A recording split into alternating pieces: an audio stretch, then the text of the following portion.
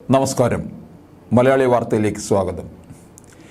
ഏത് നിമിഷവും മരിച്ചു വീഴാവുന്ന നിസ്സഹായതയിൽ പലസ്തീൻ ജനത ദിനരാത്രങ്ങൾ എണ്ണാൻ തുടങ്ങിയിട്ട് 100 ദിവസമാകുമ്പോഴും അത്യന്തം മനുഷ്യത്വരഹിതമായ ആക്രമണങ്ങൾ ഇസ്രായേൽ തുടർന്നുകൊണ്ടിരിക്കുന്നു.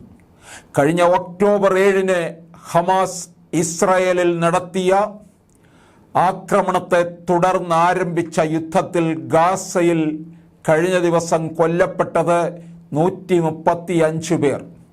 ഇതുവരെ 23,843 പലസ്തീൻകാർ കൊല്ലപ്പെട്ടു. 60,317 പേർക്ക് പരിക്കേറ്റു. റഫയിൽ 2 അഭയാർത്ഥി കുടുംബങ്ങൾ താമസിച്ചിരുന്ന വീടിനുമേൽ ഇസ്രായേൽ നടത്തിയ വ്യോമാക്രമണത്തിൽ കുഞ്ഞുങ്ങൾ ഉൾപ്പെടെ 10 പേരാണ് മരിച്ചത്.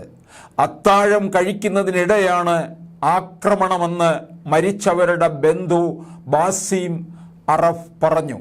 കയ്യിൽ റൊട്ടിക്കഷ്ണവുമായി മരിച്ചു വീണ പെൺകുട്ടിയുടെ ചിത്രം ഉയർത്തിക്കാട്ടി കുഞ്ഞുങ്ങൾ മരിച്ചു വീഴുമ്പോൾ രാജ്യാന്തര നീതിന്യായ കോടതി എവിടെയെന്നും അദ്ദേഹം ചോദിക്കുന്നു.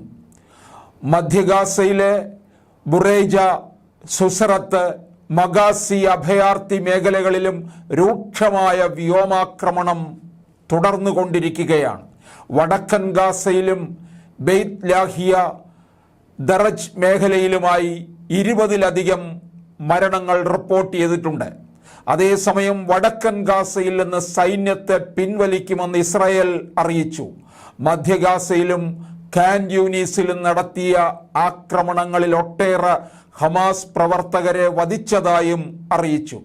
1200 പേരെ വധിക്കുകയും 240 പേരെ ബന്ദികളാക്കുകയും ചെയ്ത ഹമാസിനെ നശിപ്പിക്കുകയല്ലാതെ മറ്റു വഴികളില്ലെന്ന് ആവർത്തിച്ച സേന സാധാരണക്കാർക്ക് ഉപദ്രവമുണ്ടാകുന്നത് കുറയ്ക്കാൻ ശ്രദ്ധിക്കുന്നുണ്ടെന്നും അവകാശപ്പെട്ടു.